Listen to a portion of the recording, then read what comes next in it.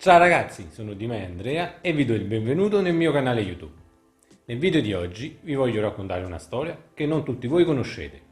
Vi voglio raccontare di quando Salvatore Riina, il capo dei capi di Cosa Nostra, ordinò la morte di John Gotti, che era uno dei più potenti boss della mafia americana. Ormai Salvatore Riina non si accontentava più di dettare leggi in Sicilia. Voleva dimostrare anche oltreoceano che lui era il più forte di tutti. Allora ragazzi, come al solito, guardiamo prima la sigla e poi vi racconto perché Salvatore Riina voleva la morte di John Gotti.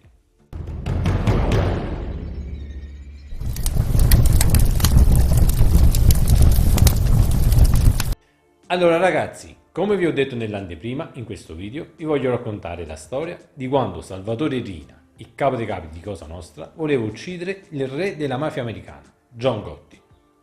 Per prima cosa, guardiamo chi era John Gotti e poi vi racconto perché Totò Riina voleva la sua morte.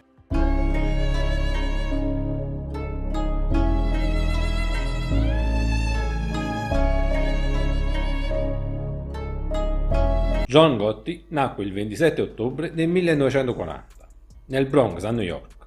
La famiglia era originaria di San Giuseppe Vesuviano, che è un piccolo comune in provincia di Napoli. Quando aveva 12 anni, la sua famiglia si trasferì a Brooklyn. Qui John Gotti abbandonò la scuola e insieme ai fratelli Peter e Richard entrò a far parte di una delle gang del posto. La gang commetteva piccoli furti. In seguito John Gotti entrò a far parte della famiglia mafiosa dei Gambino, che era una delle 5 più potenti famiglie mafiose di New York.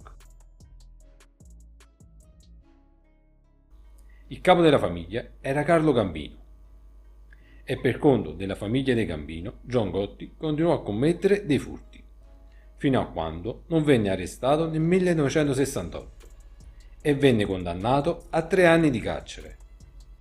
Uscito dal carcere iniziò la carriera nella famiglia dei Gambino. Venne nominato caporegime e si legò al boss Aniello della Croce, che era il braccio destro di Carlo Gambino. In questo periodo Gotti iniziò a trafficare l'eroina. Nel 1976 morì il vecchio capofamiglia, Carlo Gambino. E a sorpresa Carlo Gambino, invece di nominare il suo erede, il suo braccio destro, Aniello della Croce, nominò un nuovo capofamiglia suo cognato, Paul Castellano. Paul Castellano era un grande amico di Salvatore Riina. Totò Riina, in Sicilia, a differenza dei suoi rivali, non aveva parenti che facevano parte della mafia oltreoceano.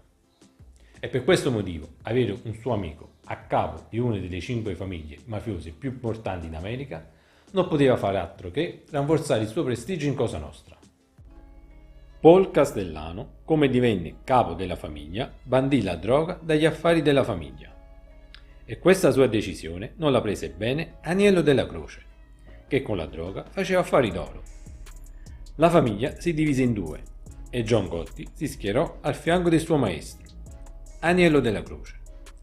Lo scontro fu inevitabile. Ad un certo punto John Gotti organizzò l'uccisione di Paul Castellano, ma il suo boss, Aniello della Croce, lo fermò. Non si poteva uccidere un capofamiglia senza il permesso della commissione.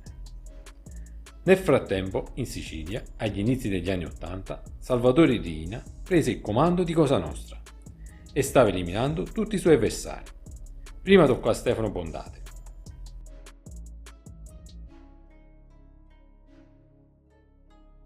E poi a Salvatore Inzerillo. Gli Inzerillo erano imparentati proprio con la famiglia dei Gambino e per questo molti di loro scapparono in America. Paul Castellano e Salvatore Riina fecero un accordo.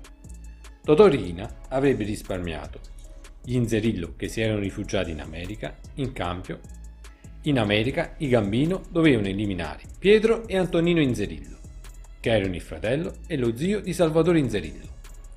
Così avvenne. Antonino Inzerillo rimase vittima della lupara bianca mentre si nascondeva a Brooklyn, mentre Pietro Inzerillo venne ritrovato morto in un bagagliaio di un'auto nel New Jersey. Il 2 dicembre del 1985 Aniello della Croce morì a causa di un tumore alla gola. John Gotti divenne il capo della fazione che si contrapponeva a Paul Castellano. Con la morte di Aniello della Croce, John Gotti ha una sorta di via libera e quindi può eliminare Paul Castellano. Infatti non c'era più nessuno che poteva fermarlo. Il 14 dicembre del 1985 Paul Castellano venne ucciso insieme al suo autista Tommy Bigliotti mentre si trovava davanti a un ristorante della 40ª strada di Manhattan. John Gotti eliminò Paul Castellano senza il permesso della commissione.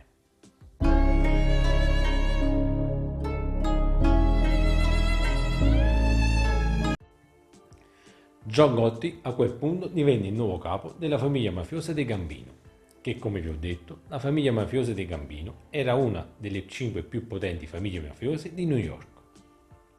E Totò Riina si ritrovò con un amico e soprattutto con un alleato in meno negli USA. Come reagì a questo Salvatore Riina ce lo racconta il collaboratore di giustizia Rosario Naimo. Rosario Naimo, quando faceva parte di Cosa Nostra, era un importante intermediario tra la mafia americana e quella siciliana. Ascoltiamolo. Si ricorda che una volta Riina le disse di uccidere John Gotti? Sì. Se io mi ricordo. Sì. E come mi ricordo? E che cosa le disse di dire se le avessero chiesto, diciamo, di questo omicidio? No, questo in particolare, perché io gli disse, io gli risposi sotto tutti, ma se ammazziamo a Gianni Gotti a New York è una guerra, un macello succede. Dice, fatelo, dice, senza, perché lui, il Riina, era molto arrabbiato con questo John Gotti perché si era sentito il fatto che aveva ammazzato a Paul Castellano, e Paul Castellano lui, diciamo noi, ci teneva di più perché nel 70, però no, nell'81 io ero venuto dall'America con un mandato da Paul Castellano, e da allora avevano allacciato la relazione con Riina, con tutta la commissione di Palermo. Poi quando ammazzarono a Paul Castellano diventò rappresentante John Gotti, il Riina qui in Italia si voleva immischiare pure in queste cose, dalla Sicilia si voleva immischiare, cioè diventò un pazzo e mi disse pure di ammazzare John Gotti. Sono tu, un macello succede. Dice, poi tu fallo con qualcuno fidato, non dite, fate finta che non sapete niente, anzi chiedete che volevate sapere chi è stato. Le solite cose sue, che ce ne sono tante di queste cose da raccontare, di queste modalità che usava lui. Ma in sostanza poi lei lo fece? Non è stata l'unica. Naimo, cioè per non lasciare il discorso in sospeso, in sostanza poi questo attentato a John Gotti fu fatto o no? No. Vabbè. Prego, Bobbio Mestre. Senta, per ricordo, le leggo una cosa che ha dichiarato nel verbale del 23 luglio del 2020.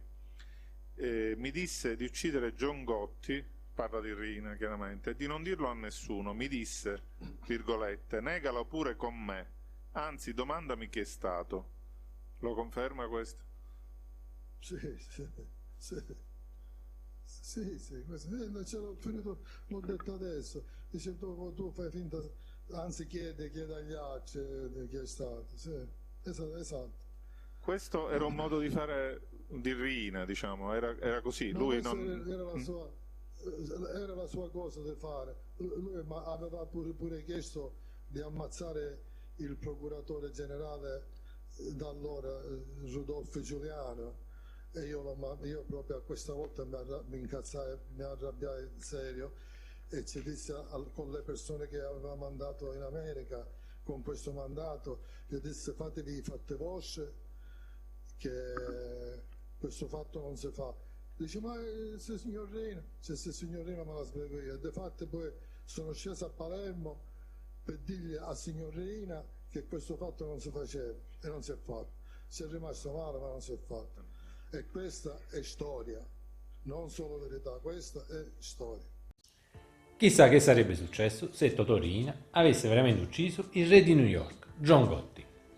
molto probabilmente ci sarebbe stata una rottura tra la mafia americana e quella siciliana. Una rottura che avrebbe indebolito le due organizzazioni criminali. Allora ragazzi, il video termina qui. Come al solito vi invito a lasciarmi un like se il video vi è piaciuto. Aggiungete un commento sotto al video per farmi conoscere la vostra opinione. Soprattutto, se vi va, iscrivetevi al mio canale YouTube, in questo modo mi aiutate a crescere ed entrate a far parte della mia community. Ok ragazzi, noi ci vediamo nel prossimo video. Ciao!